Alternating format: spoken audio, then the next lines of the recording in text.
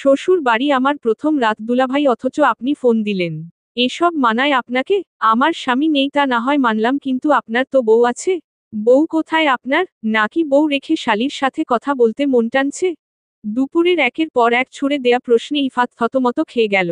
নিজের বুকের বাপাশে একটা হাত রেখে ঢোক গিলে বলল, তুমি এসব কি বলছো দুপু? তো ভুল বলেছি? আপনি দেননি আমাকে কল? আপা জানে এই আধরাতে তার প্রাণের স্বামী আমাকে ফোন দিয়ে জ্বালাতন করছে? ফাটা গলায় ইফাত এক প্রকার চিৎকার করে ওঠে। আমি তোমাকে জ্বালাচ্ছি? হায় হায়, কি বলছো দুপুর? দুপুর মিটিমিটি হাসে, বলে, তো মিথ্যা বলছি আমি? তুমি চাইছো আমি যাতে নিজ থেকে ফোন রেখে দেই, কিন্তু আমি তো বোকা না দুপুর যে তোমার কথায় ফোন রাখবো। তোমার সাথে আমার গুরুত্বপূর্ণ কথা আছে।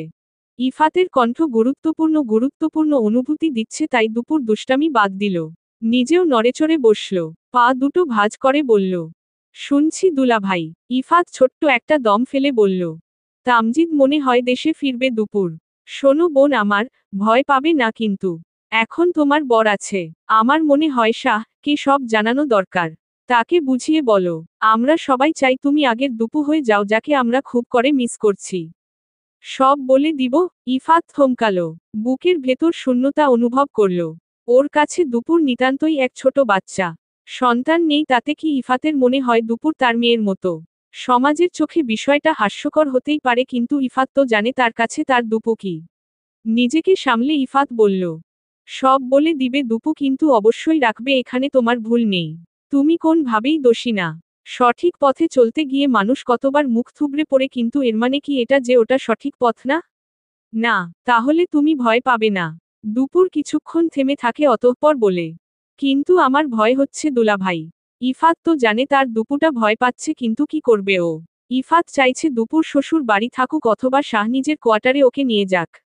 শাহ সাথে ওর গুরুত্বপূর্ণ কিছু আছে দুপুরকে নিয়ে। ইফাত আস্তে করে বলল, আমার দুপুর তো সাহসী, সে ভয় পায় না। আপনার দুপুর না দুলাভাই, আপনার হলো সন্ধ্যা। বউয়ের কাছে জানতো, ঘুমাবো আমি। এই তোমার আপা কথা বলবে তোমার সাথে। ঘুমাতে যাচ্ছি আমি, পরে কথা বলবো দুলাভাই। আল্লাহ হাফেজ। সন্ধ্যা অধীর আগ্রহে তাকিয়ে আছে। বোনের সাথে কথা বলবে, কিন্তু দুপুর কোন ভাবেই কথা বলবে না, ও কথা বলতে ইচ্ছুক না। দীর্ঘ শ্বাস ফেলে সন্ধ্যা উঠে যেতে নেয়। পেছনে থেকে হেঁচকা টানে ওকে নিজের কোলে আনে ইফাত। জড়িয়ে ধরে, কাঁধে মাথা রাখে, পিঠে গাল লাগিয়ে আবদার ধরে, বাইরে যাবে পাখি? মাথা খারাপ হলো তোমার? কটা বাজে? বাজুক, কোন দরকার নেই। আছে, বোরকা পরে নাও ঝটপট। ইফাত উঠে লুঙ্গির নিচে ট্রাউজার পরে লুঙ্গি খুলল। বাইকের চাবি হাতে নিয়ে ডাকল, সন্ধ্যা, কাম ফাস্ট। সন্ধ্যা বেরিয়ে এলো। মলিন মুখে তার উজ্জ্বলতা ঠিক তখন ফিকে এক সন্ধ্যার মতো। ইফাত হাসল, বলল, মুখখানা একটু হাসি ফুটাও, এই স্বামী নামক অপদার্থ তা দেখে বুক জুড়াক। সন্ধ্যা ওর বুকে আলতো কিল দিয়ে বেরিয়ে গেল, ওর ঠোঁটে হাসি। মানুষ পাগল হয় কিন্তু কতটা? ইফাতের মতো এতটা? বাচ্চা নেই তবুও তার অভিযোগ নেই। আচ্ছা, সে কি মনে করে সন্ধ্যা কিছু বুঝে না বা জানে না? সন্ধ্যা তো সব জানে, বুঝে। মানুষটা কেন অভিযোগ করে না? আন্ডারস্কোর।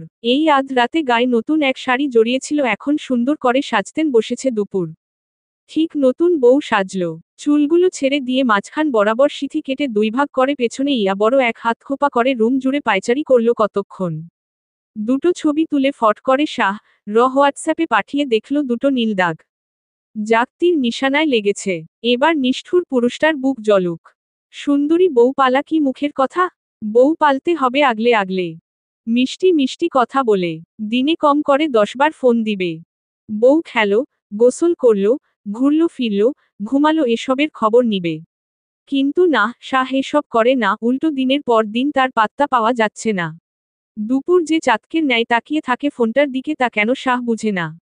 কালো চাঁদ তাকে কেন গুরুত্ব দিচ্ছে না? দুপুর হতাশ হয়ে আয়নায় দেখল নিজেকে। নিজের সৌন্দর্য দেখে নিজেই অবাক হয় মাঝে মধ্যে। মানুষ এত সুন্দর কেন হয়? এই সৌন্দর্যকে কাছে পেয়ে শাহ হেলাফেলা করছে, অথচ কেউ একজন এই সৌন্দর্যের জন্য দুপুরে জীবন নরকে পরিণত করেছিল। ফোনটা বেজেই চলছে। দুপুর দেখল শাহ লিখা সেখানে। ঠোঁটে হাসি ফুটল। যাক, শাহ তাকে বউ কাকে বলে তা বুঝেছে। বউয়ের রূপ দেখে নিশ্চিত পুরুষ সত্তা তার হু হু করছে। গুনগুন করে গাইল, যে জন প্রেমের ভাব জানে না, তার সঙ্গে নাই লেনাদেনা। আসল সোনা ছাড়িয়া সে নেয় নকল সোনা। সে জন সোনা চিনে না। ফোন ধরে না দুপুর। পা দুটো গুটিয়ে তাতে থুতনি ঠেকিয়ে রাখে। এই পর্যন্ত 8বার ফোন দিল শাহজেব, অথচ দুপুর ধরছে না, মেসেজও আসছে। সেখানে সোনা, ময়না, জাদু, নানা নামে দুপুরকে ডেকে ফোন তুলতে বলছে শাহ, কিন্তু দুপুর ধরবে না। 12 বার যদি দেয় তাহলে 13 বারের সময় ফোন ধরবে বলে ভাবল দুপুর। তাও কথা বলবে বুঝে বুঝে। একদম মেপে মেপে। দুপুরকে স্বামীহীনতায় ভুগানোর শাস্তি এটা। ঠিক 13 বার ফোন বাজতে ফোন তুলে দুপুর। রিসিভ করে, কানে লাগাতেই শোনা যায় গম্ভীর পুরুষ গলার উঁচু নিচু শ্বাস ফেলার ছন্দ। নিশ্চিত মানুষটা অস্থির। সে বুঝেছে বউ তাকে শাস্তি দিচ্ছে। শাহ মিনিট 2 চুপ থাকলো, অতঃপর গম্ভীর কণ্ঠ খাদে ফেলে ডেকে উঠল। দুপুর। ইস! বুকে ঝড় তোলা সেই ডাক। দুপুরের আত্মায় টান লাগে। উত্তর করে ছোট করে। জি, খুব কষ্ট হচ্ছে সোনা। Dot dot dot dot dot dot dot dot dot dot dot dot dot dot dot dot dot dot. শোনে না, তুমি এভাবে সেজেছ কেন?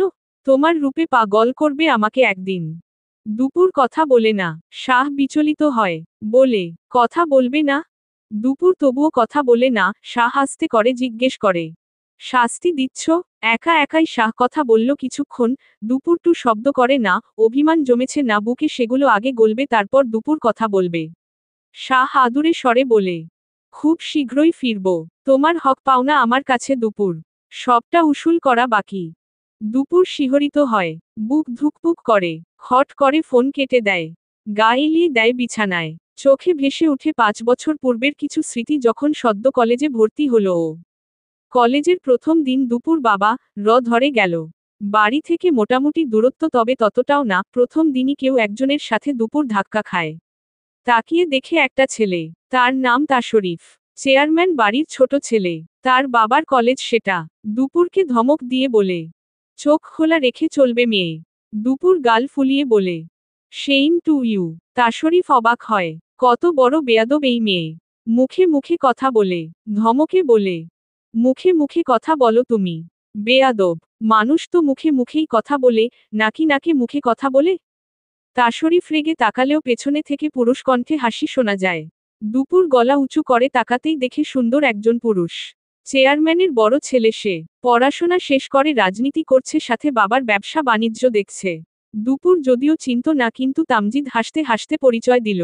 এটাও বলল, একদম ঠিক বলেছে, মানুষ মুখে মুখেই কথা বলে।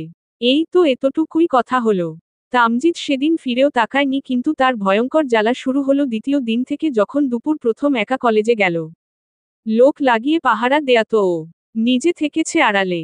দুপুর প্রথম প্রথম তো কিছুই বুঝল না, কিন্তু 6 মাস পর যেদিন তামজিদ ডেকে পাঠালো, সেদিন থেকে শুরু হলো দুপুরের জীবনের এক নাম না জানা অধ্যায়। সেই অধ্যায় আজও চলমান। সেই স্বাদু হবে কি না দুপুর জানে না। দুপুর ঘামছে। তার মনে হচ্ছে সে অন্ধকার এক কামরায়। সেখানে যান বলে কেউ ডাকছে। দুপুর কাঁদছে। ফট করে চোখ খুলে দুপুর। দেখে সত্যিই রাত। ওর ভেতর ফেটে কান্না পায়। হু হু করে কেঁদে উঠে। হাতরে ফোন খুঁজে কল লাগায় শাহকে। ভোর হতে তখন 2 ঘন্টা বাকি। শাহ চমকে উঠে। ফোন রিসিভ হতেই কানে বিধে দুপুরের ভেতর ফাটা কান্না। শাহজেব ডাকল। দুপুর। দুপুর উত্তর করে না, শুধু কাঁদে। কাঁদতে কাঁদতে ফোনটা কানে জড়ায় শক্ত করে। তীব্র বেদনায় জর্জরিত হয়ে ডেকল উঠে। শাহ। হ্যাঁ, সোনা। বলো শাহ, শুনছি। আমার কোন দোষ নেই শাহ, আমার দোষ নেই।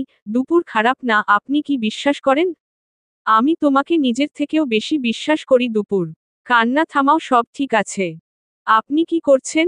শাহ কি বলবে খুঁজে পেল না, মেয়েটা ঠিক নেই বুঝল খুব করে। কথা স্বাভাবিক করতে বলল, আমি ভাবছিলাম আমাদের কয়টা বাবু হবে? বাবু? কয়টা হবে? 4টা। বাকিটা তুমি যা বলো। বেশি হয়ে যাবে না?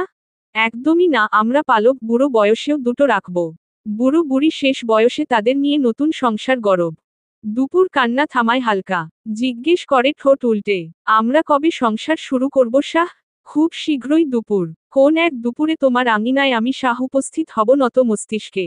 আমি তখন আঁচল টেনে আপনার কপাল মুখে দিব। খুব করে অপেক্ষায় আছি দুপুর। দুপুর শুনছে তার না হওয়া সংসারের কথা। ভোরের আলো ফুটছে, অথচ টোনাটুনির কথা ফুরায় না। একসময় দুপুর ঘুমিয়ে যায়। শাহ দেখল আজান হচ্ছে। উঠে অজু করে নামাজ পড়ে রান্নাঘরে এলো। দুটো ডিম সেদ্ধ করতে করতে ভাবল দুপুরকে এখানে আনলে কেমন হয়। রাতের কটা বাজে এখন? জোরালো এক ধমক খেল তাশরিফ। মাথাটা তার সবসময়ের মতোই নিমজ্জিত। সায়রা দাঁত কটমট করে বলে উঠে, দেব চটকানা? খাবে? আচ্ছা। সায়রা অবাক হলো। বেয়াদব ছেলে বলে কি, চটকানা নাকি খাবে? ২৭ বছরের এই দামড়া লোকটাকে সায়রা চাইলেই চটকানা দিতে পারছে না। হাতমুঠ করে রাগ দমন করার চেষ্টা করতে করতে সায়রা বলল, আচ্ছা, আচ্ছা মানে কি বোঝাতে চাইছো তুমি? চটকানা খেতে চাইছো? তুমি কি বুঝতে পারছো তুমি কি বলছো? জি। তাশরিফ। সায়রা ধমকে উঠে পুনরায়। সায়রা ফুঁসে উঠে বলতে লাগলো, আচ্ছা, জি এসব কতক্ষণ চলবে? বাসায় যাও বলছি। ভাবিকে দেখেই চলে যাব। চুপ করো ফালতু ছেলে। কিসের ভাবি? ও ভাবি না তোমার লজ্জা লাগে না হাঁটুর সমান মেয়েকে ভাবি ভাবি ডেকে মুখে খই ফুটাও? লাগে না? নির্লজ্জ তুমি। অয়রা আমার কথাটা। কি কথা? কি কথা তোমার? ভাবিকে দেখবে, এটাই তো? আচ্ছা, তোমাদের দুই ভাইয়ের কি সামান্যতম লজ্জা কাজ করে না এতটুকু মেয়ের সাথে এরূপ ব্যবহার করতে? তোমাকে দেখলে ও আতঙ্কিত হয়ে যায় তা কি বোঝো? আমি পাগল অবশ্যই বোঝো। বুঝেই শয়তানি করো দুই ভাই। শয়তান বললে, সন্দেহ আছে নাকি? বাড়ি যাও তাশরিফ শেষবার বলছি। এর মানে ভাবি বাসায় নেই? মনে মনে সায়রা ঘাবড়ালো। তাশরিফ চালাক পুরুষ। ওর বুঝতে সময় লাগবে না। ও বুঝা মানেই তামজিদও জানবে যা আপাতত হতে দেয়া যাবে না। সায়রা কথার মোড় ঘুরালো যেই মোড় ওর কাছে জঘন্য বিশ্রী। বলল, অয়রা বলে ডাকো কেন তাশরিফ? তোমার বড় হই। ৩ বছরের বড়। আপা ডাকবে। তাশরিফ কিন্তু চট করে বুঝে গেল কথা ঘুরাচ্ছে সায়রা, তবুও সায়রাকে বুঝতে দিল না সেটা। ভাবুক না তার অয়রা নিজেকে চালাক। দোষ তো নেই। অল্প মাথা তুলে বলল, আম্মার কাছে প্রস্তাব পাঠাচ্ছি আবার। আব্বা আসবে। লজ্জা কাজ করে না তোমার? না, তোমার ক্ষেত্রে তো একদমই না। আমি তোমার ৩ বছরের বড় তাশরিফ। তাতে কি? ভাই ছোট মেয়ে বিয়ে করবে আমি করব বড়। আমি তোমাকে বিয়ে করব না এটা ভালো করেই জানো। বিয়ে করতেই হবে অয়রা। বিয়ে ছাড়া বাচ্চা কাচ্চার ডাক শুনবো কিভাবে? সায়রা হতভম্ব হলো। শুধুমাত্র ধরা যাতে না পড়ে তাই এত কথা না হয় বিয়ে থেকে বাচ্চা পর্যন্ত অন্তত তাশরিফ কে যেতে দিত না। সায়রা অবাকতা কাটিয়ে প্রশ্ন করল, তোমার মা বাবা রাজি হন কিভাবে আমি বুঝি না। ভালোবাসা থাকলে দুনিয়ায় মানুষকে মানানো ব্যাপার না। ভালোবাসা না এটা। তোমার মিথ্যা স্বপ্ন। এখনো জোয়ান আছো তাশরিফ, পরামর্শ থাকবে ভালো দেখে কাউকে বিয়ে করে নাও। ভালোই তো তুমি অয়রা। বুড়ির পেছনে পড়ে আছো। তোমার জীবন মরীচিকার ন্যায় তাশরিফ। দুই ভাই কোন গুনাহ করে বেরাও কে জানে। তাশরিফ হঠাৎ জ্বলন্ত চোখে তাকালো। সায়রা বুক ধক করে উঠে। তাশরিফ সেকেন্ডের ব্যবধানে চোখ নামিয়ে বলে উঠে খড়খড়ে কণ্ঠে, আমাদের কোন ব্যবসায় এক পয়সা হারাম নেই অয়রা। অন্তত হারাম খেয়ে বড় হইনি। যা করি, যা বলি সবটা হালাল। মিথ্যা অন্তত বলি না। সায়রা ডগম গেল। তাশরিফ কি তবে ধরে ফেলল ওর মিথ্যা? শুকনো ঢোক গিলে বলল, বাড়ি যাও। ভাবি কোথায়? তাশরিফ। ভাবি কোথায়? সায়রা কে শেষ করতে না দিয়ে জোরে ধমকে উঠে তাশরিফ। সায়রা ২ পা পিছুতেই তাশরিফ এগিয়ে আসে। আঙুল তুলে শাসিয়ে বলে, ভদ্র আমি শুধু তোমাকে ভালোবেসে অয়রা। আমার ভদ্রতা শুধুমাত্র তোমার সামনে ওই পর্যন্তই। ভাবিকে কোথায় লুকাবে? পাতালে? ওখান থেকে হিচড়ে বের করে নিয়ে আসবো। তারা চিহ্ন তারা চিহ্ন তারা চিহ্ন মাথা গরম করবে না কাল। মা বাবা আসবে প্রস্তাব নিয়ে তোমার জন্য। তাদের হাত খালি হলে খুব কষ্ট পাবো আমি। সায়রা কপালে ঘাম জমল। নিমিষেই কণ্ঠে শিথিলতা আনে তাশরিফ। ঠান্ডা হয়ে বলে, ভাবিকে ডেকে দাও অয়রা। সায়রা বুক সমান তালে ওঠানামা করছে। ওর মুখ দিয়ে কথা বেরুচ্ছে না। আন্ডারস্কোর। দুপুরের দিন আজ ভালোই কেটেছে। শ্বশুর বাড়ি এক রাত একদিন তার পার হলো বেশ চমৎকার ভাবে। শাশুড়ি চমৎকার রান্না করেন। দুপুরকে সকালের নাস্তা নিজ হাতে রুমে এনে দিলেন। এদিকে দুপুর উঠেই দেখে দিনের আলো ফুটে সূর্য মাথার উপর। ভালোই সংকোচ লাগলো। প্রথম দিন এত দেরি তাও স্বামীহীনা শ্বশুর বাড়ি তার। তিব্বি স্কুল থেকে এসেই গা এলিয়ে দেয় তার কাছে। আঁচলে নিজের কপাল মুছে। দুপুরের দিনটা কাটে সুন্দর ঝলমলে। বিকেল হতেই উঠানে ভাবি দেবর মেতে উঠে খেলায়। ঘর কেটে ব্যাডমিন্টন খেলা হলো। গাছে পানি দেয়া হলো। সুন্দর একটা সন্ধ্যাও কাটানো হলো। এই তো মাত্র রাতের খাবার খেয়ে সবাই ঘুমাতে গেল। এখন তো দুপুরের ভালো লাগছে না। মনটা শাহ শাহ করছে। বৈশাখের বাতাসে গাছগুলো এদিক ওদিক নড়ছে। ফুরফুরে আসা দমকা হাওয়া যেন গায়ে হুল ফুটিয়ে যাচ্ছে। দুপুর জানালো দিয়ে বাইরে নজর দিল।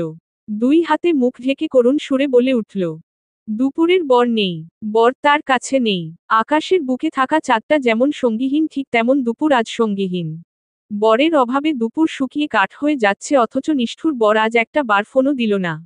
দুপুরও দিবে না, দুপুরের চাই না কালা মানিক। এমন পুরুষ হয় যার বউ ছাড়া থাকতে কষ্ট হয় না? সেখানে কালো চাঁদ পেয়েছে দুপুরের মতো সুন্দরী বউ, তার বুকে তো সারাক্ষণ চিনচিন ব্যথা হওয়ার কথা, অথচ কালো চাঁদের কোন হদিস নেই। নিষ্ঠুর পুরুষ কালো মানিক হাতের কাছে সোনা পেয়েও মূল্য দিচ্ছে না। যেদিন সোনা হারাবে সেদিন কপাল চাপড়ে আফসোস করবে। একা একা কথাগুলো বলেই মুখ ভেঙালো দুপুর। ধপ করে বিছানায় শুয়ে পড়ল। পরনে তার সুতির শাড়ি, অবস্থা এখন এলোমেলো। বালিশ বুকে চেপে বেশ খানিকটা সময় খাটে গড়াগড়ি করেছে মনের দুঃখে। গান গায় দুঃখী গলায়, কারে দেখাবো মনের দুঃখ গো, আমি বুক চিরিয়া। দুপুরের চোখ বুজে আসে, ধীরে ধীরে হারিয়ে যায় সে গভীর অতলে। ওই তো দুপুর কলেজ থেকে সেদিন বাড়ি ফিরছিল একা একা। সময়টা দুপুর হওয়াতে রাস্তা ফাঁকা। নোট করতে গিয়ে দেরিটা হলো। হঠাৎ তখন সামনে আসে তামজিদ। দুপুর চমকে গেলেও সরে আসতে চাইলে তামজিদ সোজা হাত ধরে আটকালো। দুপুর ভয় চিৎকার করে উঠতেই তামজিদ এক টানে কাঁধে তুলে হাঁটা ধরে। দুপুর চিৎকার করে কিন্তু শুনশান রাস্তায় কেউ ওর ডাক শুনে না। এগিয়ে গিয়ে তাশরিফ কে দেখে দুপুর ভাইয়া বলে ডেকে উঠতেই তাশরিফ বলে উঠে, কেটে যে যাবে ভাইয়া। তামজিদ চোখের ইশারা দিতেই তাশরিফ ড্রাইভিং সিটে বসে শহর পেরিয়ে ছুটে যায় গাজীপুরের দিকে। নির্জন নিস্তব্ধ এক জায়গায় গাড়ি থামতেই দুপুর এবার চিৎকার থামিয়ে কেঁদে ওঠে। তামজিদ তখনও শক্ত করে হাত ধরে রাখা। তাশরিফ গাড়ি থেকে নামে না। দুপুরকে পুনরায় কাঁধে তুলে জঙ্গলের মাঝে থাকা সুন্দর সাদা রং করা বাড়িতে ঢোকে তামজিদ। দুপুরের গগনবিদারী চিৎকারগুলো আটকে থাকে দেয়ালের মাঝে। ফিরে এসে হানা দেয় কানে। দোষ দোষ তো ওই একটাই, সুন্দরী রূপবতী তরুণীদের দোষী তাদের রূপ। তামজিদ এখানে নিজের দোষ দেখে না। 25 বছরের জীবনে এই প্রথম তার মন থেকে কাউকে ভালো লেগেছে। এই প্রথম সে নিজের মা বাবাকে দিয়ে প্রস্তাব পাঠিয়েছে তাদের থেকে অনেকটা নিচু পরিবারে। সম্ভ্রান্ত পরিবারের তামজিদ এক সরকারি চাকুরিজীবী বাবার কাছে প্রস্তাব পাঠিয়ে যখন খালি হাত পেল তখন তার আঘাত লাগলো আত্মগরিমায়। সবচাইতে সহজ এবং কুৎসিত উপায়ে সে দুপুরকে নিজের করতে মরিয়া হয়ে উঠল। কালো বন্ধ সেই রুমে দুপুর হাঁটু ভাঁজ করে বসা, কারো পায়ের ছায়া দেখে মুখ তুলতেই তামজিদকে দেখে পেট মুচড়ে উঠে, বমি গলায় আটকে আসে। তামজিদ যখন ওর কাছে এসে তুলতুলে গালে হাত রাখে তখন দুপুর চিৎকার করে উঠে পড়ে। এক প্রকার লাফিয়ে উঠে ঘুম থেকে। শ্বাসকষ্ট রোগীর মতো হাঁপাতে হাঁপাতে ফোন করে শাহকে। রিসিভ হয় সেকেন্ডের মধ্যে। দুপুর কেঁদে ডেকে উঠে করুণ গলায়, শাহ, দুপুর, কোথায় আপনি শাহ, কোথায়? কেন একা রেখেছেন আমাকে? একা যদি রাখারই ছিল তাহলে কেন বিয়ে করেছেন? আমার দম বন্ধ হয়ে আসছে শাহ। দুপুর মা রা যাচ্ছে শাহ। দুপুর সত্যিই মা রা যাচ্ছে। শান্ত কণ্ঠে শাহ বলে উঠে, সব ঠিক আছে দুপুর। আচ্ছা সোনা, তোমার আশেপাশে কি পানি আছে? দুপুর মাথা কাত করে বলে, হ্যাঁ, এক গ্লাস পানি খাবে ফাস্ট। 3 ঢোকে দুপুর পানি খেলো। শাহের কথা মতো জন 3 বার ভেঙে শ্বাস ত্যাগ করল। দুপুর এখন শান্ত। শাহ আদর করে বলল, বালিশে মাথা রাখো। দুপুর রাখে। শাহ মোহনীয় গলায় বলে, মানুষের বিকেল পছন্দ, কারো পছন্দ রাত। আমি কালো হলেও রাত আমার পছন্দ না, না পছন্দ ভোরের আলো। আমার পছন্দ ব্যতিক্রম, ঠিক রসায়নের এক বিক্রিয়া যেন। আমার পছন্দ দুপুর, খড়খড়ে তোপতপে এক দুপুর। যেই দুপুরে তোমায় পাওয়া যায়, খুব কাছে থেকে স্পর্শ করা যায়, আমার সেই দুপুর খুব করে পছন্দ। আমার বুকফাটা আর্তনাদ কতটা করুণ তুমি বুঝো একটা বার। এক কালো মানিক তার দুপুরকে আপন করে কাছে পায় না আজ কতটা দিন, কতটা রাত। নিজের শোক বুঝলে নারী, আমায় বুঝলে না। এলোমেলো শাড়িতে বিছানায় ঘুমন্ত এক রমণী। হাঁটু পর্যন্ত উঠা শাড়ি দিয়ে তার নরম, মসৃণ লোভনীয় পা জোড়া দৃশ্যমান। এলোমেলো এই নারী দেহের দৃশ্য প্রেমিক পুরুষকে জ্বালাতন করল। খুব করে নাড়িয়ে দিল তার প্রেমিক সত্তা। খুব করে চেয়ে চেয়ে দেখল সে। চোখ জুড়িয়ে যাওয়ার মতো দৃশ্য, অথচ গলাটা পর্যন্ত শুকিয়ে যাচ্ছে। 1-2 পা করে এগিয়ে এলো সাহজে, দরজাটার পাল্লাটা আটকে দিয়ে শব্দহীন ভাবে। ক্লান্ত পা দুটো টেনে আনলো বিছানা অবধি। ওই ফর্সা গালে হাত দিয়ে গিয়েও নিজেকে গুটিয়ে নিল। সাহস হলো না এই কালো হাতটা দিয়ে ওমন গাল ছুঁয়ে দিতে। ঢোক গিলে শাহ গুটিয়ে নেয় নিজ হাত, পা ঘুরিয়ে চলে যায় বাথরুমে। প্রায় আধ ঘন্টা লাগিয়ে গোসল করে খালি গায়ে ফিরে আসে। পরনে থাকা লুঙ্গিটা কোমরে পেঁচিয়ে উঠে আসে বিছানায়। দুপুরের ধবধবে ফর্সা পেটটা তখন চোখের সামনে দৃশ্যমান হয়ে শাহ কে যেন ভেঙাচ্ছে। চোখ বন্ধ করে আস্তে ধীরে সেথায় হাত রাখে শাহ। গায়ে কাটা দিয়ে উঠে ততক্ষণাৎ ঝট করে হাত সরিয়ে নিয়ে থম ধরে বসে থাকে। বাইরে ঘুটঘুটে অন্ধকার, আকাশে সেই অন্ধকার চিরে উকি দিয়েছে চাঁদ। চাঁদের আলোয় মায়াবী দেখালো দুপুরকে। দুপুরের এক অদ্ভুত ইচ্ছে আছে। ওর ইচ্ছে হলো দুপুরে বাসর করা, অথচ আফসোস মেয়েটার বাসর হলো না। বিয়ের প্রথম রাতে শাহ চাইলেও ততটা কাছে টানতে পারেনি দুপুরকে। দুপুরের মোহরানা শোধ করা হয়নি সেদিন, তাই তো এত কাছে, এত সহজে পেয়েও সেদিন ততটা গভীরে যেতে পারেনি সে। এই আফসোস তার অনেক দিনের। আজ শাহ প্রস্তুতি নিয়ে এসেছে। সুযোগ পেলে সে সৎ ব্যবহার করবে। সাহস করে পুনরায় দুপুরের পেটে হাত রেখে আঙুল নাড়তেই ঘুমের মধ্যে নড়ে উঠে দুপুর। শাহ আজ একটুও খারাপ লাগলো না দুপুরকে আজ জ্বালাতন করতে। দুপুর হঠাৎ করে চোখ খুলে। শক্ত হয়ে আসে ওর শরীর। বুঝার চেষ্টা বা ইচ্ছে করার পূর্বেই কানে বিধে শাহ পুরুষালী স্বর। মোহরানা তোমার কাপড়ের মাঝে রেখে দিয়েছি। অতঃপর দুপুর আর কথা বলার সুযোগ পায় না। সে ভেসে যায় এই অন্ধকার আতলের সাথে, যায় সাহজেব। রাত দুপুরের বাসর দেখে আকাশে থাকা চাঁদ হাসে। জানালা দিয়ে আসা বাতাস দুপুরের বুকে অদ্ভুতভাবে আঘাত করে। আজ দুপুর রে যাক, শুধু হত্যাকারীটা তার শাহ হোক তাহলেই হলো। আফসোস থাকবে না তার। এই একমাত্র পুরুষ যার চোখে কামনার পূর্বে ভালোবাসা দেখেছে দুপুর। কি হতো সেদিন দুপুরকে ছুঁয়ে দিলে? দুপুর তো ফিরিয়ে দিত না, কিন্তু না সে ফেরালো, বরং দুপুরকে ছুঁয়েও দেখেনি ততটা। অথচ দুপুর জানেই না ঘুমন্ত দুপুরকে নিগুড়ভাবে দেখেছে তার শাহ। ছুঁয়েছে তার গাল, গলা। এদিকে আজ তার সৌন্দর্য ভরা বদলে ডুবে গেল এক কৃষ্ণ রঙা পুরুষের হাত। আকাশের রং বদলাতে লাগলো। তিমির কেটে দেখা যাচ্ছে মৃদু মৃদু আলোর ঝলকানি। ভোরের শুরুটা আজ দুপুরের কাছে ভিন্ন। এক উষ্ণ বুকে সে শুয়ে আছে। চোখে মুখে তীব্র কাতরতা। মন খারাপ তার উপচে উপচে পড়ছে। এতটা দিন গড়ালো, অথচ যার দেখা দুপুর পেল না, আজ তাকে এত কাছে পেয়ে দুপুর মোমের পুতুলের মতো গলে গেল। গলে যাওয়া পুতুলটাকে দুই হাতে সামলে নিল তার শাহ। দুপুর কৃতজ্ঞতা স্বরূপ চোখ দুটো ভরে আসে। শাহ বুকে দুপুর আজ ঠিক দুপুর চণ্ডীর মতোই ফুটেছে। তাকে ফুটাতে সর্বোচ্চ ত্যাগ তিতিক্ষা তার শাহই করেছে। এই খবর কি আর দুপুর রাখে? চোখ বুজে নেয় দুপুর। তার বদ্ধ চোখে নরম স্পর্শ পায় সে। আরামে আরামে একসময় ঘুমের রাজ্যে বিচরণ করে ও। শাহ নিজের হাতটা বেশ খানিকটা সময় বুলালো দুপুরের মাথায়। সোনায় গড়ানো এক নরম পুতুলকে আজ যথেষ্ট কাছে টেনেছে সে। তাদের ভালোবাসার এক নতুন অধ্যায় যেন রচনা হয়েছে এখানে। শাহ দুপুরের কানের কাছে মুখ নিয়ে ফিসফিস করে বলে, এই কালো চাঁদে এমন কি পেলে দুপুর যে আমার সান্নিধ্য পেতে এতটা মরিয়া হয়ে উঠলে? দুপুর নড়েচড়ে আবারও ঘুমায়। তবে উঠে যায় শাহ। ফজরের আজান হচ্ছে। দুপুরের ঘুম ভাঙল আজ দেরিতে। শরীর মুছড়ে উঠতে গিয়েই সারা দেহ ঝনঝন শব্দে বাজতে লাগলো। কালো চাঁদ দূর আকাশেই সুন্দর। যত কাছে আসবে এদের কলঙ্কে তোমাকে যত রাঙাবে তুমি ততই পড়বে। ছাই হবে, ঝলসে যাবে। দুপুর নিজের মাঝে আজ এক বিরাট পরিবর্তন লক্ষ্য করল। বিয়ের এতদিন পর নিজেকে বিবাহিত মনে হলো। গায়ে কাপড় টেনে আস্তে ধীরে উঠে এদিক ওদিক তাকালো। না, কামরায় শাহ নেই। শাহ কে দুপুরের কাছে আলাদিনের জাদুর চেরাগ মনে হয়, যাকে পাওয়া দুষ্কর, আবার পাওয়া গেলেও আটকে রাখা মুশকিল। সে ধোয়ার মতো মিলিয়ে যায়। দুপুর তখন চোখে খুঁজেও পায় না। ক্লান্ত হয়ে যায়। শাহ কে নিয়ে দুপুরের গবেষণা শুরু হয়েছিল ঠিক বিয়ের কবুল পড়ার পর থেকে, যা এখন পর্যন্ত চলমান। মুখ হাত ধুয়ে দুপুর ঘর গোছালো। শাহ ঘামে ভেজা শার্ট প্যান্ট যা বাথরুমে পেয়েছে সব ধুয়েছে ও। মেঝেটা সহ ঝাড়ু দিয়ে অতপরই বালতি ভর্তি কাপড় নিয়ে রুম থেকে বের হলো। দেরি হলেও আজ ততটা না। এই তো আধ বেলা মাত্র। 11:05। দুপুর ড্রয়িং রুম পেরিয়ে উঠানে এলো। রান্নাঘর থেকে শাশুড়ি দেখেই হাঁক ছেড়ে ডাকলেন, বৌমা, বৌমা, আগে খেয়ে যাও মা। আসছি মা। ভেজা চুলের গামছাটা খুলে চুল ঝাড়ল দুপুর। কাপড়গুলো একে একে তারে মেলে দিল। পাশে তাকাতেই দেখল লম্বা গাছটা ভর্তি দুপুর চণ্ডী ফুটেছে। গাল ভরে হাসে দুপুর। চোখ ভর্তি তার দুষ্টামি। গুনগুন করে গান গায় কিছুক্ষণ। কাপড় সব মেলতে গিয়ে ওর মনে হয় শাহ কাপড় থেকে আলাদা ঘ্রাণ বের হয়।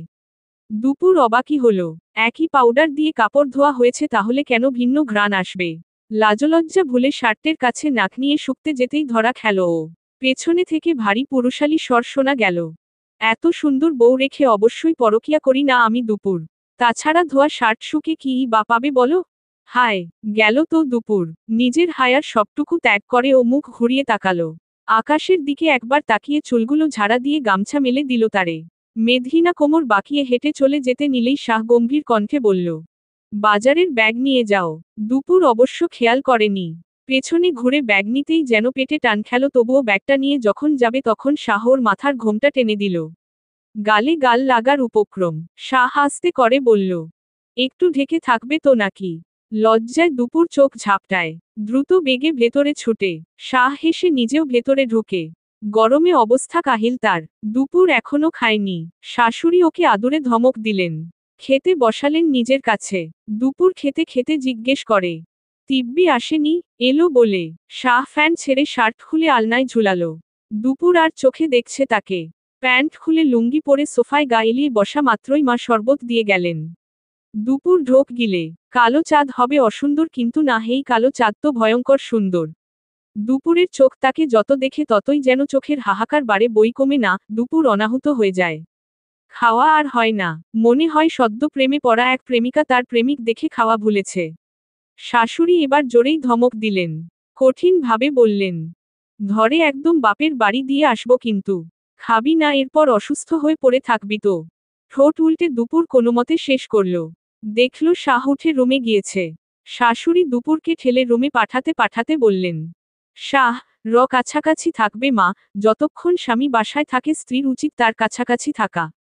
দুপুরকে আর কিছু বলার সুযোগ না দিয়েই তিনি পাঠালেন রুমে। দুপুর এক দুই পা ফেলে রুমে ঢুকল।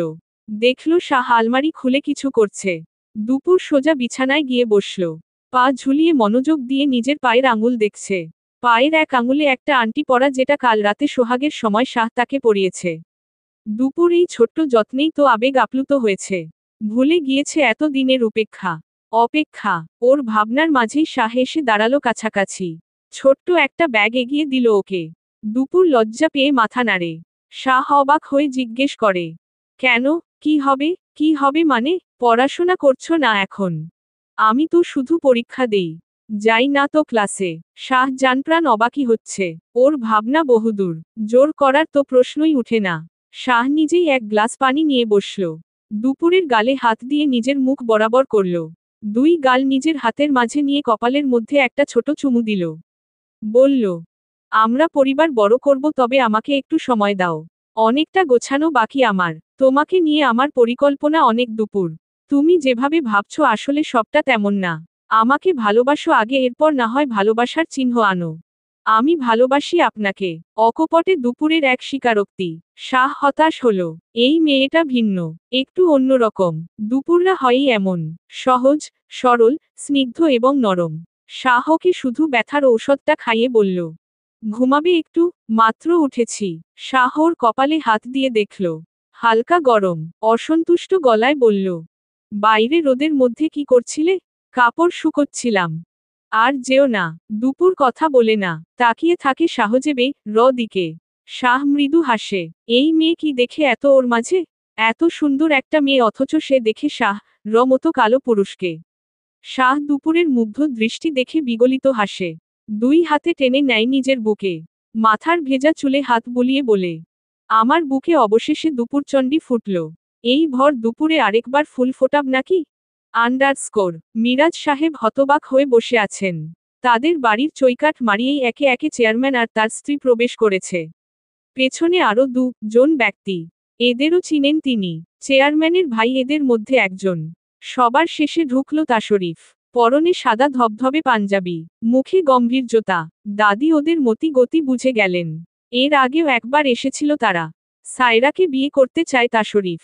এদিকে এই বিয়েতে কেউ রাজি না, না সায়রা আর না পরিবারের কেউ। তার মধ্যে তামজিদ যা করেছে দুপুরের সাথে, সবটা মিলিয়ে বিষিয়ে উঠেছে সকলে। তারা নিজেরাই বসলেন সবাই। দুপুরের মা দৌড়ে গিয়ে সায়রা কাছে সব বললেন। সায়রা নিজেকে এতটা বছর সাহসী প্রমাণ করে এসেছে। আজ এই মুহূর্তে ওর সব তালগোল পাকিয়ে গেল। দুপুর বাসায় নেই। তাশরিফ কোন না কোন ভাবে এটা জেনেছে। ছেলেটা চতুর। মাহমুদকে সায়রা ভালোবাসে না। কোন পিছু টান নেই ওর। মাহমুদ এমন এক অতীত, যেই অতীত সায়রা কখনো ফিরে আসুক তা চায় না।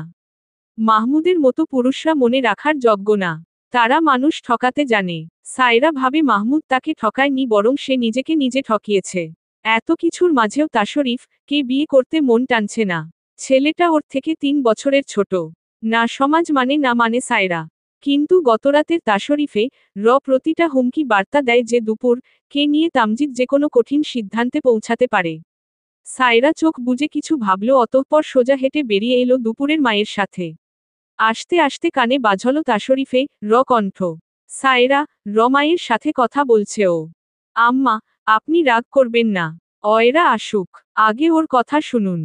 তাশরিফে ঠান্ডা কণ্ঠ। সায়রা ঢোক গিলে। মিরাজ সাহেব বোনকে দেখেই এগিয়ে গিয়ে হাত চেপে ধরে। ভরসার স্বরে বলে, তুই না করে দে সায়রা। ভাই আছি তো, কি আর করবে ওরা, মেরে ফেললে ফেলুক। আমার 2 মেয়ে পার করেছি তো। তুই আমার ছোট বোন, তোকে আমি নরকে ঠেলব না। সায়রা ভাইয়ের হাতটা শক্ত করে ধরে এগিয়ে আসতেই তাশরিফে বাবা হাসি মুখে বললেন, এখানে আসো মা। সায়রা যায় না দেখে একে একে সবাইকে। মুখে গাম্ভীর্য নিয়ে বসা তাশরিফে মা। নিশ্চিত মহিলা ছেলের বউ হিসেবে চায় না সায়রা কে। স্বাভাবিক যদিও ব্যাপারটা। তাশরিফ হয়তো জোর করে এনেছে। সায়রা দেখল কাজী সহ এসেছে ওরা। চেয়ারম্যান সাহেব উঠে দাঁড়ালেন। সায়রা কে উদ্দেশ্য করে বললেন, তোমার ভাই আর মা কিছুতেই রাজি হচ্ছে না মা। তুমি তাদের জানিয়ে দাও তুমি রাজি। সায়রা তাকালো মাথা নিচু করে বসা তাশরিফে দিকে। ছেলেটার মাথা নিচু হলেও সায়রা জানে আজ ভয়ঙ্কর কিছু হবে। সাদা পাঞ্জাবির পায়জামার কোমরে গোজা পিস্তলটার জায়গা সামান্য উঁচু। কি করবে আজ এরা? কাকে মা রবে? সায়রা বৃদ্ধ মায়ের দিকে তাকিয়ে থাকে। মা চিন্তায় চোখ মুখ শুকিয়ে আছেন। এতক্ষণে মুখ খুলে তাশরিফ, বিয়েতে দেরি হচ্ছে অয়রা, কাজী সাহেব অপেক্ষা করছেন। মিরাজ সাহেব থেকে সায়রা হাত ছুটালো। মিরাজ সাহেব হতবাক হয়ে গেলেন।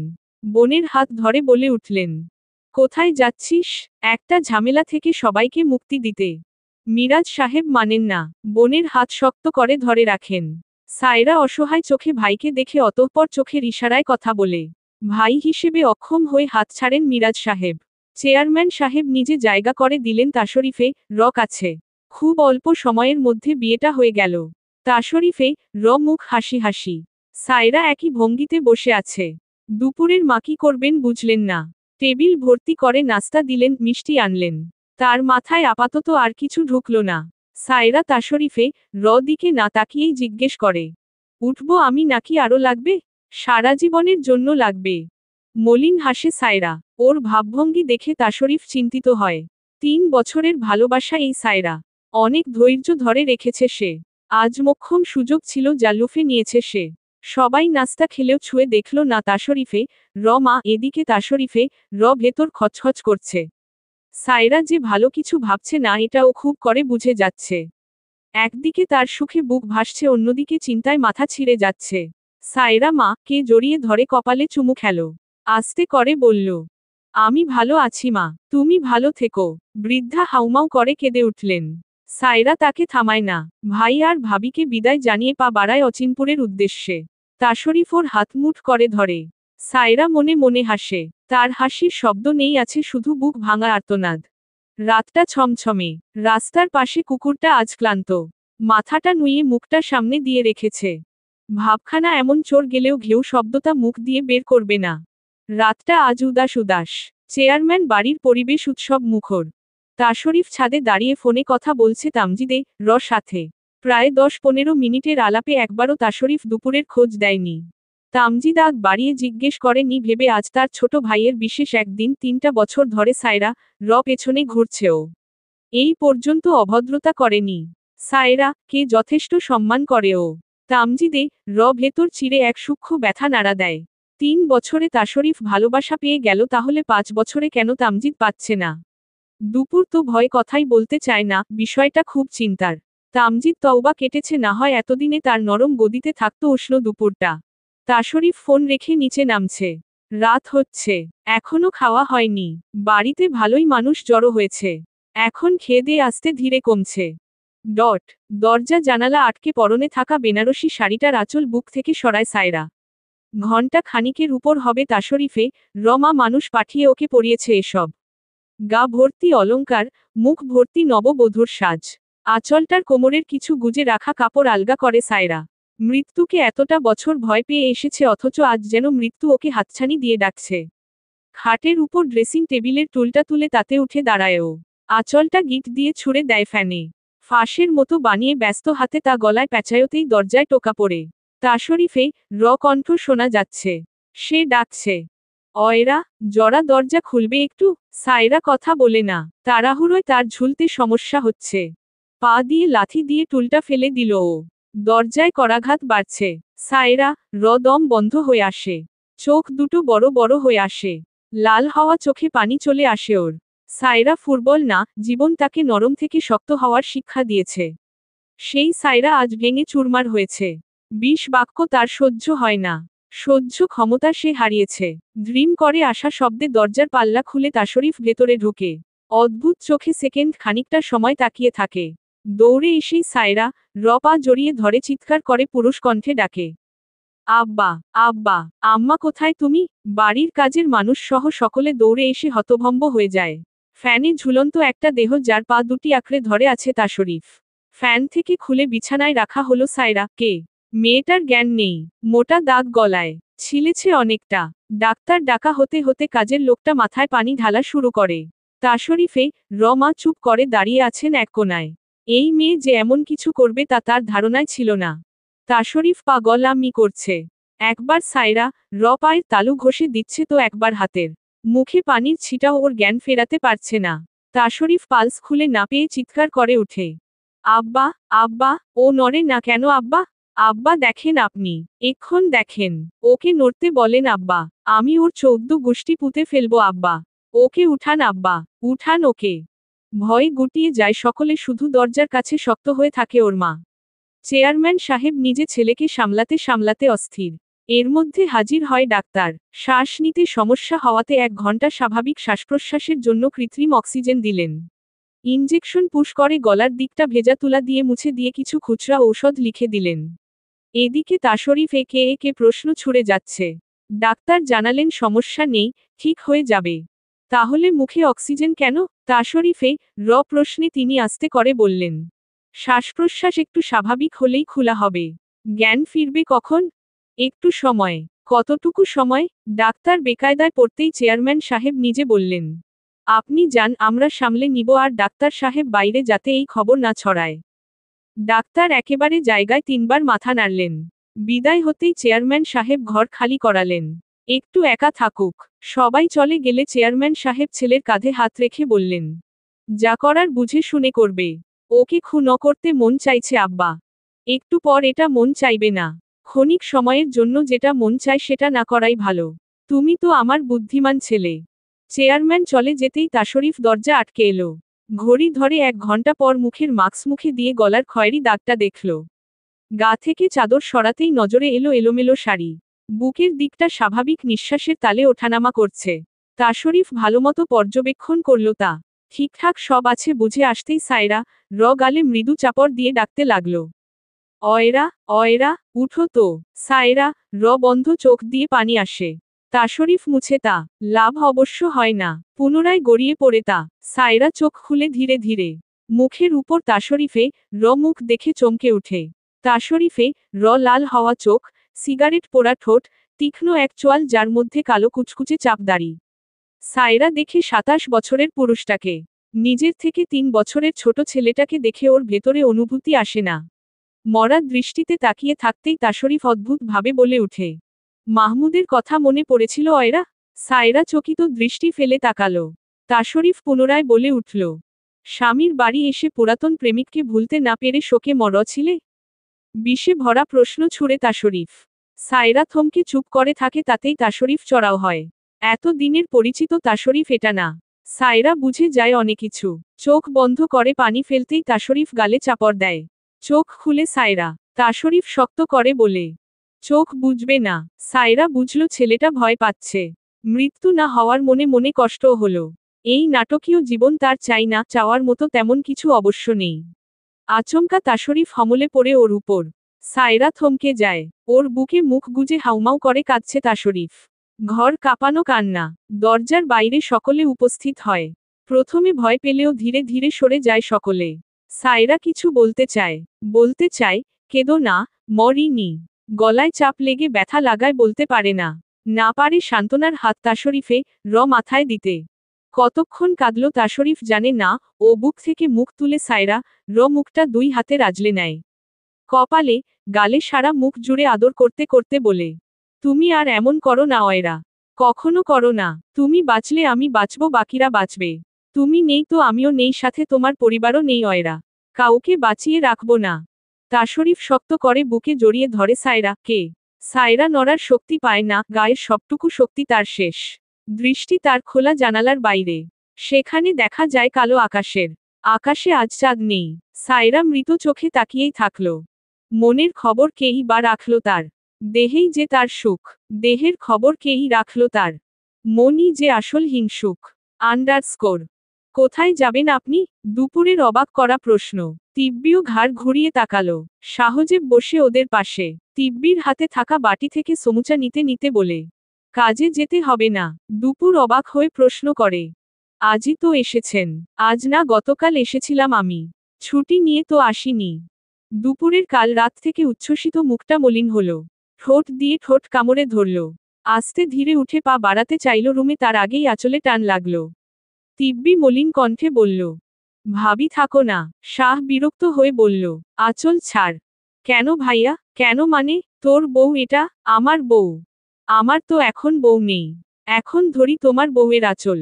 বিয়ের পর নিজের বউয়েরটা ধরব। শাহ প্রচণ্ড বিরক্ত হয়। আঁচলটা তার নিজস্ব। দুপুর তিব্বির মাথার চুল এলোমেলো করে দিয়ে বলল, ঘুমাতে যাও সোনা। কাল স্কুল আছে না? কি সুন্দর মেনে গেল তিব্বি। সাহজেব এখনো বিরক্ত। সোনা নামে কেন ডাকবে দুপুর? নিজের বউ নিয়ে তার বড্ড হিংসে হয়। তিব্বিকে দুপুর নিজে গিয়ে রুমে দিয়ে এলো। বেরিয়ে এলো আধ ঘন্টা পর। শাহ ঠাই বসা। এর মানে ঘুম পাড়িয়ে দিয়ে এলো? এত বড় পুরুষটা গাল ফুলিয়ে রাখল। তার মুখ ভরা অভিমান। দুপুর টেবিলের বাটি, মগ গুছিয়ে রান্নাঘরের লাইট অফ করে রুমে চলে গেল। শাহ রমন বসল না টিভিতে। বন্ধ করে নিজেও রওনা হলো বউর পিছু পিছু। খাটের উপর পা গুটিসুটি করে বসা দুপুর। পরনে লাল সুতির শাড়ি। শাহ দুপুরের দিকে বলাতে পড়েছিল মেয়েটা। লাল টুকটুকে বউ দেখাচ্ছে তাকে। শাহ দরজা বন্ধ করে এগিয়ে আসতেই দুপুর মাথা নিচু করে রাখে। শাহ বুঝে ওর মন খারাপ। প্রথমে নিজের মন খারাপ জাহির করতে বলে, তিব্বিকে সোনা বলে ডাকবে না। জানপ্রাণ অবাকই হয় দুপুর। বলে, কি বলেন? আমাকে ডাকবে এই নামে? কালো বলে কি সোনা হতে পারবো না? বউয়ের চোখেই যদি সোনা না হই তাহলে বাইরের মানুষ তো তামাও বলবে না। দুপুর মনোযোগ দিয়ে কথা শুনছে। শাহ বলতে লাগলো, তিব্বিকে মুখ মুছতে আঁচল দিবে না। ওটা আমার। ও আচ্ছা আচ্ছা। চুল এলোমেলো করে দিবে না। এটাও সমস্যা? হ্যাঁ, আমাকে দিও। গম্ভীর থাকা দুপুর এবার ঘর কাঁপিয়ে হেসে ফেলল। শাহ নিজেও হাসল। গা ঘেঁষে বসল দুপুরের কাছাকাছি। দুপুর মাথা রাখে ওর কাঁধে। হেয়ালি গলায় বলে, আপনাকে আমার কেমন লাগে জানেন? কেমন? কালো চাঁদ লাগে। আমার ব্যক্তিগত চাঁদ, যাকে চাইলেই ছোঁয়া যায়, কিন্তু আপনি তো কাছে থাকেন না, থাকতে চান না। শাহ আস্তে করে জড়িয়ে ধরে দুপুরকে। ফিসফিস করে কানে বলে, দুপুর চণ্ডী, একবার যেহেতু তোমায় পেয়েছে, ছাড়ার নামগন্ধ আমার মধ্যে থাকবে না। খুব শীঘ্রই একেবারের জন্য নিয়ে যাব। কোয়ার্টারে? এখন গেলে কি সমস্যা? ওখানে আরেকটা বউ আছে আমার। তাকে বিদায় করে তবেই না তোমাকে তুলব।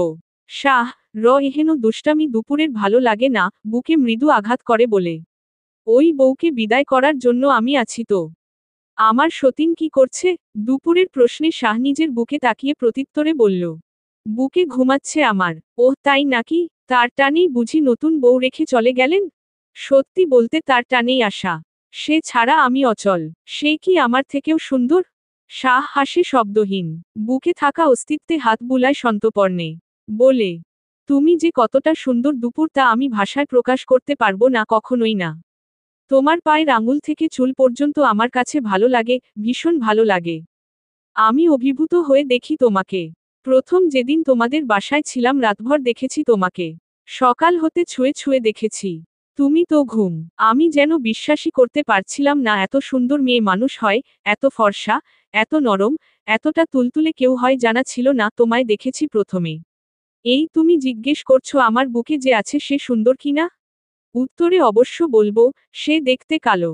আমার মতোই কালো। কথায় বলে না, রতনে রতন চিনে শিয়ালে চিনে মুরগি। আমি কালো মানিক কালোই চিনেছি। দুপুর এদিকে চুপ করে আছে। শিয়ালে মুরগি চিনে কথাটায় ভুলভাল আছে, প্রবাদটা তো একটু ভিন্ন। দাঁত দিয়ে নখ কাটতে কাটতে বলল, অপোজিট এট্রাক্টস। কথাটা শুনেননি? শুনেছি তো। তাহলে তো কালো মানুষ সাদাতে মজবে। যেমন আপনি। আমি ব্যতিক্রম বুঝলে দুপুর। সাদা, কালো দুটোই চালাতে হয়। দুই বউকে সমাধিকার দেই আর কি। থামুন এবার। সতীন নিয়ে না এত আগ্রহ তাহলে এখন কেন ভালো লাগছে না? জানি না, কিন্তু এই দুষ্টামি আর ভালো লাগছে না। দুষ্টামি না তো এটা। শাহ। শাহ থামল। দুপুরের কণ্ঠে কিছু একটা ছিল। কি ছিল তাও জানে। নারীজাতির স্বভাব ছিল। দুষ্টামিতেও তারা সতীন মানতে চায় না। শাহ আস্তে করে বলল, পরে আমার দোষ দিও না কিন্তু। ফোন রাখছি। না না, মাত্র রাত হলো। আজ আধ রাত জাগব তোমার সাথে। কারণ, বউ রেখে এলাম, প্রথমে তো কষ্ট ছিলই, কিন্তু এবার কষ্টটা বেশি। আদর সোহাগের বউ আমার। বুকের ভেতর হাহাকার করে বুঝলে। সারাদিন তো কাজে কেটে যায়, রাত হলেই আমার দশা হয় খারাপ। মন চায় ছুটে আসি তোমার কাছে। তাহলে নিয়ে চলুন আপনার কাছে। দেখছি এই বিষয়টা, তবে তার আগে প্রমিজ করো সতীনের সাথে ঝগড়া করবে না, জন মিলেমিশে থাকবে।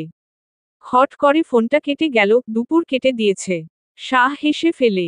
তার বুকে থাকা কালো দুপুরের সতীনের গায়ে হাত বুলিয়ে দিতে দিতে বলে, তুমি আজ বোবা বলে দুপুর চাইলেও ঝগড়া করতে পারবে না। ও এমনিতেও মিষ্টি একটা মেয়ে। ঝগড়া বিবাদ ওর দ্বারা সম্ভব না, আগেভাগে জানিয়ে রাখছি, না হয় তোমাকে দেখে হাজার প্রশ্ন করবে। দুপুর মন খারাপ করে বসে আছে, তখনই দরজায় টোকা পড়ে। দুপুর বলে, খোলা তো। তিব্বি ভেতরে ঢুকে।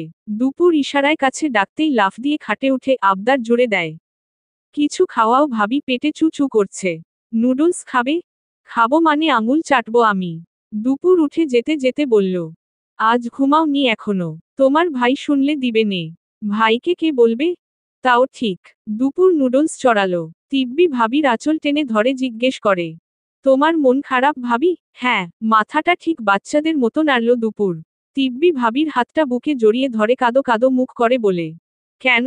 আম্মু বকেছে তোমাকে শাশুড়িদের মতো? তুমি কিন্তু সাবানা সাজবে না ভাবি, আমরা প্রতিবাদ করব, আমি আছি তোমার সাথে। এখনই পুলিশ ডাকবো। দুপুর হতবাক হয়ে প্রশ্ন করে, নিজের মা কে পুলিশ দিয়ে ধরাবে? না না, কি বলো? তাহলে ভাইকে ডাকবো, বিচার বসাব। শাশুড়ি বিরোধী আন্দোলন করব আমরা। তুমি ভিকটিম, আমি সাপোর্টার। বাবাকেও দলে নিতে হবে ভাবি, বাবা হবে আই উইটনেস। ও, তোমার ভাই কি হবে? বিচারক। দুপুর ফিক করে হেসে ফেলল, নুডলস তখন তৈরি। দুপুর তা বাটিতে বাড়ছে। তিব্বি হাত নেড়ে নেড়ে তখনও বলছে, এটা কোন কথা না, কিন্তু ভাবি, আমরা এই বিষয়ে আলোচনা করব। চলো। ওরা বসল খাটের উপর।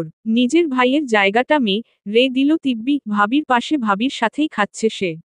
দুপুরের ফোনে ছবি তুলে হোয়াটসঅ্যাপে পাঠিয়ে নিচে লিখল, night date with my crush, সাথে দুটো লাভ ডাব ইমোজি। শাহ। ফোনে কট করে শব্দ হতেই ও চেক দিল, সাথে সাথে হিংসায় জলজল করে উঠে ওই কালো মনির দুটো চোখ। রাগে চোয়াল শক্ত হলো। কপালে আঙুল ঘষে কে ফোন দিতে চাইল, কিন্তু তার ব্যক্তিত্বের সাথে ব্যাপারটা বেশ দৃষ্টিকটু। শাহ। ঘুম উড়ে গেল, বউ কাছে আনতেই হবে।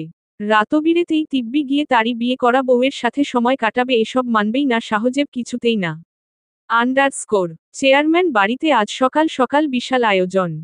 বাড়িতে নতুন বউ। চেয়ারম্যান সাহেব নিজে টেবিলে আছেন। পত্রিকায় তার সম্পূর্ণ দৃষ্টি। তাশরিফ ভরে উঠে কোথায় জানি গিয়েছিল। ফিরেছে খানিক আগে। পশ্চিম দিকের দরজাটা বন্ধ। সাহস করেও কেউ টোকা দেয়নি। তাশরিফে রমা রান্নাঘরে বুয়াদের কাজ বুঝাচ্ছেন। তার বেশভূষাই বলে দেয় সে এই বাড়ির একমাত্র কর্ত্রী। গায়ের কাপড় আর গহনাগুলো নিজের গর্ব করে, যেন বলে, আমরা এই বাড়ির গিন্নির শরীরে আছি। আঁচলে প্রাচীন আমলের মতো বিরাট চাবির গোছা। তার নড়চড়ে সেগুলো ঝনৎ ঝনৎ শব্দ করে মাঝে মধ্যে। তাশরিফ বিছানায় বসা তখন, বাথরুম থেকে আস্তে ধীরে পা ফেলে বের হচ্ছে সায়রা। দ্রুত পায়ে এগিয়ে এসে ওকে ধরে বিছানায় আনে তাশরিফ। কপালে গালে হাত ছুঁয়ে দেখে তাপমাত্রা। গলার দিকটায় বিশ্রী দাগটা শুরুতেই চোখের নজর কাড়ছে। সায়রা একদম চুপচাপ আছে। তাশরিফ ওর পেঁচিয়ে থাকা চুলগুলো খুলে নরম তয়লা দিয়ে চেপে চেপে মুছছে। এমনি সময় খুব বেশি কথা না বলা তাশরিফ বউয়ের সামনে খুব কথা বলছে। চুলগুলো যত্ন করে মুছতে মুছতে বলছে, আপনি হলেন একটা পুতুল, বুঝলেন অয়রা? আপনাকে আমি নিজের হাতে সাজিয়ে গুছিয়ে রাখব। আপনার এখন থেকে কোন কাজ নেই। মাথার চুল থেকে পায়ের নখ সবটা আমি করব, ঠিক আছে? এখন আপনি বলুন তো, আমি কি এখানে খাবার আনবো নাকি বাইরে গিয়ে খাবেন? আপনার কষ্ট হবে এমন কোন কাজই এখানে হবে না অয়রা। বললাম না আপনাকে পুতুল বানিয়ে রাখবো আমি। গলার স্বর সায়রা চেপে চেপে আসছে। ফ্যাচফ্যাচে কণ্ঠে বলে উঠে, শুধু শয্যাশায়ী হলেই হবে তাই তো? এতটুকু কষ্ট কি আর কষ্ট? তাশরিফের বুকটায় মোচড় খেল। চঞ্চল কণ্ঠে ভাটা পড়ল। পেছনে থেকে সামনে এসে সায়রা গাল দুটো নিজের হাতে নিয়ে বলল, আপনি ভুল ভাবছেন অয়রা। গতরাতে তো আমি। সায়রা মুখটা দেখে তাশরিফ কথাটুকু গিলে নেয়, নিজের ঠোঁট দুটো চেপে ধরে। তার চোখ জ্বলছে, কিন্তু কেন? এই চোখ বিনা কারণে কেন জ্বলবে? কারণ তো অবশ্য অনেক বড়। সায়রা গতরাতে তাকে বাধা দেয়নি, কিন্তু সায়ও দেয়নি। তাশরিফ কি তাহলে খুব বেশি ভুল করে ফেলল? তার পুতুলটাকে সে কষ্ট কখনোই দিতে পারে না। ভেজা চুলগুলো নেড়েচেড়ে চিরুনি চালায় তাশরিফ। সায়রা পরনে থাকা আনারকলির ওড়নাটা দিয়ে আস্তে করে মাথা ঢাকে। সকাল সকাল সে যা পেরেছে কিনে এনেছে। খোলা ছিল না কিছুই। পরিচিত বন্ধুর অনলাইন ব্যবসা, তার থেকেই আপাতত যা পেরেছে এনেছে। সায়রা মুখে দুটো হাত বিচরণ করছে। আলতো করে মুখটায় ক্রিম লাগাচ্ছে। গলার লাল দাগটায় মলম লাগাচ্ছে। তাশরিফ আস্তে করে বলে, ব্যথা আছে অয়রা? সায়রা নির্বাক। তার ভেতরে কিছুর চাপা আর্তনাদ যা কেউ শুনতে পায় না, এত কাছাকাছি থাকা তাশরিফও না। তাশরিফ অপলকভাবে দেখছে সায়রা কে। মন তো পড়া যায় না, কিন্তু এই দুটো যে মানুষের বড় শোক্র। মনের খবরের সমাচার হয় এই চোখের পর্দায়, যেমনের মানুষ পড়ে নেয় খুব সহজে, ঝামেলাহীনভাবে। সায়রা কে নিয়ে টেবিলে উপস্থিত হয় তাশরিফ। চেয়ারম্যান সাহেব হাসিমুখে বললেন, তামজিদটা থাকলে ঘরটা ভরা লাগতো আমার। বৌমা, এটা নিজের বাড়ি মনে করবে না, বরং এটা তোমারই বাড়ি। মেয়ে নেই আমার, বুঝলে মা? তোমাকে মেয়ে ডেকে স্বাদ মেটাব। সায়রা টু শব্দ বাই করে না। আরেকজনের মেয়ের জীবন কয়লা করা মানুষের বাপ কি না চায় মেয়ের পিতা হতে? আচ্ছা, এরা কি আদৌ জানে মেয়ে কি? একটা মেয়ে তার মা বাবার কতটা আদরের তা কি এরা জানে? বুঝে একটুও? সায়রা মন বলে না, বুঝে না। বুঝলে আজ দুপুরটা ভালো থাকতো। 4-5 বছর তার নষ্ট হতো না। টেবিল ভর্তি নাস্তা। তাশরিফ সায়রা প্লেট সাজালো। সায়রা ছুঁয়েও দেখছে না তাশরিফে মা স্বামীকে বেড়ে খাওয়াচ্ছেন। তিনি আছেন চাপা এক ভয়ে। গতকালের কানটা তো আর ছোট না। আশেপাশের 2-4 জন মহিলাদের সাথে সায়রা আর তার পরিবার নিয়ে কটু কথা বলছিলেন তিনি। বুড়ো বয়সে তার ভাই আর মা মিলে তাশরিফে ঘাড়ে ঝুলিয়েছে সায়রাকে সহ নানানভাবে হেয় করেছেন। তিনি জানতেন সায়রা শুনছে, কিন্তু কোনভাবেই বুঝেননি এতদূর গড়াবে। যদি তাশরিফ জানে তাহলে সে মা আর বোন মানবে না। এই মেয়েটার জন্য সে পাগল ছিল। তিনি নিজে সাক্ষী। তাশরিফ আস্তে করে জিজ্ঞেস করে, খাচ্ছেন না কেন অয়রা? এগুলো পছন্দ না? আমি কি অন্য কিছু আনবো? সায়রা এক পলক ওর দিকে তাকিয়ে উঠে যায়। আস্তে ধীরে হেঁটে হেঁটে রুমে চলে যায় ও। তাশরিফের গলাটায় শুধু ঢোক গেলা হচ্ছে। তার বুকের ভেতর যেমন শান্তি, তেমনি একটা খুঁতখুত করা কাজ করছে। হঠাৎই বলে উঠে, ও শিট, ও এইগুলো খাবে কিভাবে? আমি কেন বুঝলাম না? ওর তো গলায় ব্যথা, ওর জন্য স্যুপ করতে হবে। মা বাবাকে উপেক্ষা করে তাশরিফ রান্না ঘরে গিয়ে নিজে রান্না করল। রুমে গিয়ে দরজা আটকে দিতেই চেয়ারম্যান সাহেব বললেন, তাশরিফে পাগল আমি দেখে। আমি শুধু ভাবছি তামজিদ দেশে ফিরে এবার দুপুরকে বিয়ের পর কোন উন্মাদনাই না দেখাবে। তখনই ফোন আসে তার। বড় ছেলের ফোন পেয়ে তাড়াতাড়ি ফোন ধরলেন চেয়ারম্যান সাহেব। ওপাশ থেকে কিছুই শোনা গেল না অবশ্য। চেয়ারম্যান সাহেব স্ত্রীকে উদ্দেশ্য করে উচ্ছ্বসিত কণ্ঠে বললেন, শুনছ, তামজিদ ফিরছে শীঘ্রই। দুপুর বাড়ি ফিরেছে গভীর রাতে। শ্বশুর আর তিব্বি রাত করে দিয়ে গেল। শাশুড়ি নামক মহিলাটা দুপুরকে জড়িয়ে ধরে যখন কাঁদলেন দুপুর তখন একদমই চুপসে গিয়েছিল। তার ভেতরে অদ্ভুত এক খারাপ লাগা কাজ করেছিল তখন। সব ভেঙেচুরে কান্না আসছিল। দুপুর বরাবরই শান্ত মেয়ে, কান্নাটাও শান্তই থাকে তার। ভেতরের খারাপ লাগা ফুপি বাদে তেমন কেউকে বলা হয় না। ইদানিং খারাপ লাগা নামক তীরটা গিয়ে লেগেছে শাহ উপর। বাসায় এসে তার মনটা খুব খারাপ হলো। ফুপির সাথে তাশরিফে বিয়ে হয়েছে কথাটা দাদির কাছে শুনেই মনটা উদাস হয়ে গেল। দুপুর অবশ্য কাউকে কিছু বলল না। চুপ করে রুমে এসে দরজা লাগিয়ে খাটে পিঠ ঠেকিয়ে মেঝেতে বসল। মাথাটায় অসহ্য যন্ত্রণা হচ্ছে তখন। বাইরের কালো নিকেশ অন্ধকারে তখন নিজেকে দেখে দুপুর। কেন জানি অন্ধকার মানেই আতঙ্ক মনে হয় তার কাছে। চোখের সামনে দেখা মিলে কিছু অনাকাঙ্ক্ষিত মুহূর্ত। সেবার সপ্তাহ খানিক নিজের কটেজে তামজিদ আটকে রাখল দুপুরকে। দুপুর তখন ফুলের ওই নরম কলিটা ছিল যাতে আকর্ষণ থাকে প্রতিটি মৌমাছির। তাশরিফ অবশ্য বিষাক্ত এক মৌমাছি ওর নিকট। অন্ধকার ঘরে যখন গম্ভীর কণ্ঠে দুপুর ডাকটা কানে আসত তখন চারপাশ কেমন ঝমঝম শব্দ শুরু করে দিত। দুপুর তখন অন্ধকার ঘরে হাঁটুতে মাথা গুজে বসা। আচমকা ক্যাটক্যাটে একটা শব্দ কানে আসতেই ভয় গুটিয়ে যায় ও। কাঠের দরজা ঠেলে ভেতরে তখন ঢুকে তামজিদ। হাতে খাবারের প্লেট। রুমের আলো জ্বালাতেই যেন চোখ দুটো জ্বলে উঠে দুপুরের। টানা ২০-২২ ঘন্টা সময় ধরে অন্ধকারে ও। তামজিদ দরজাটা আবার বন্ধ করে এগিয়ে আসে বিছানার কাছে।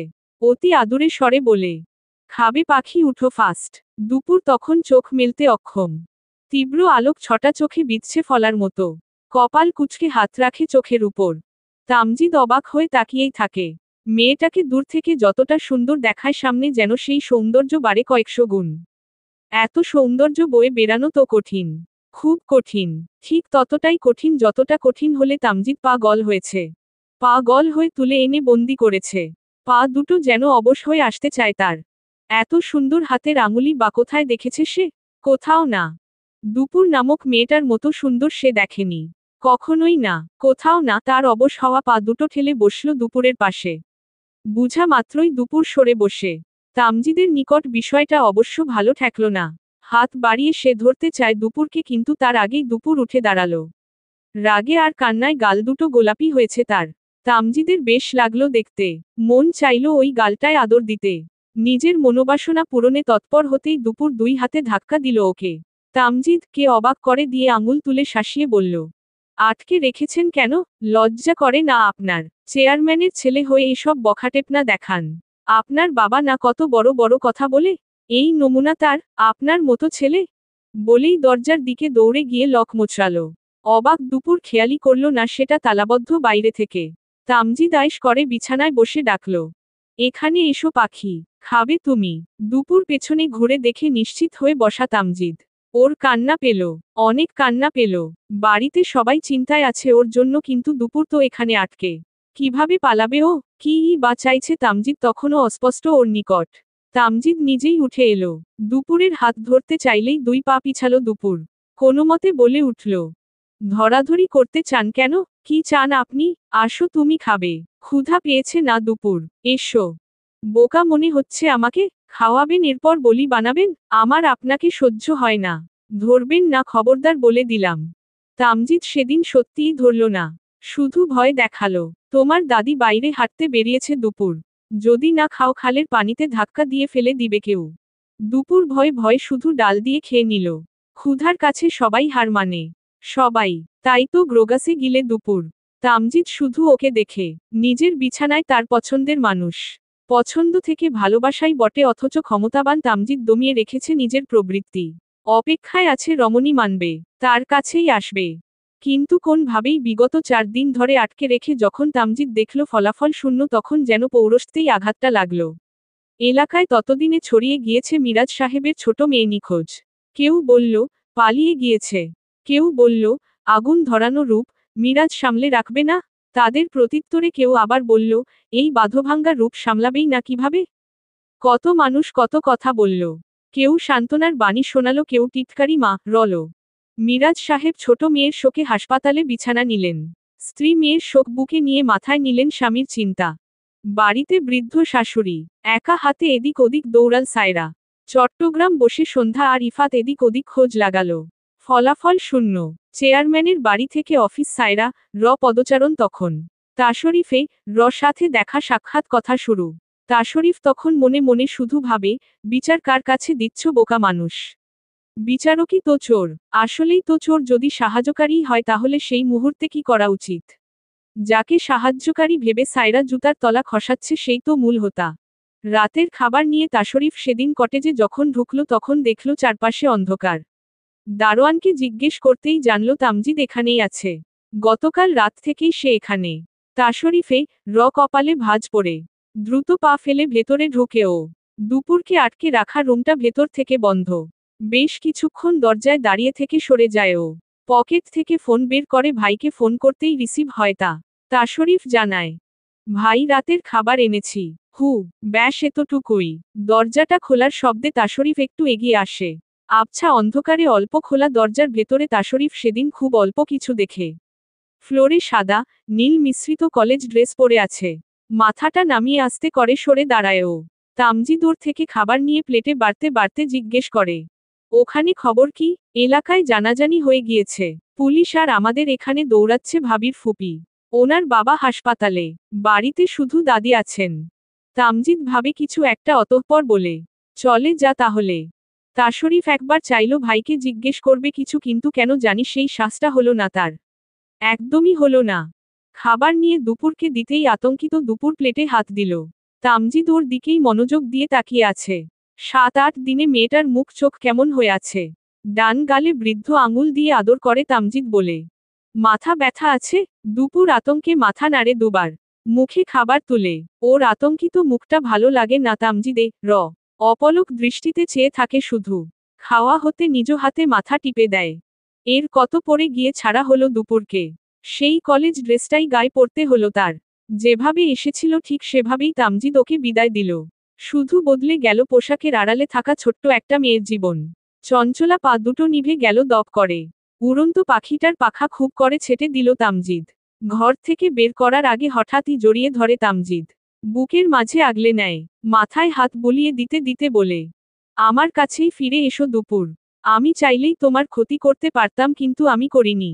তোমার মতো পবিত্র ফুলকে অপবিত্র আমি করিনি। আমার বিশ্বাসের সম্মান রেখো। এখন থেকে তুমি শুধু আমাকেই পাবে। ছাড় দিচ্ছি, কিন্তু ছেড়ে দিচ্ছি না দুপুর। তুমি নিজের ইচ্ছায় আমার বউ হবে। আমি অপেক্ষায় থাকবো তোমার। তামজিদ হয়তো জানে দুপুর পবিত্র, অথচ গোটা এলাকা ছড়িয়ে গেল দুপুর ফিরেছে 14 রাত পর বাড়িতে।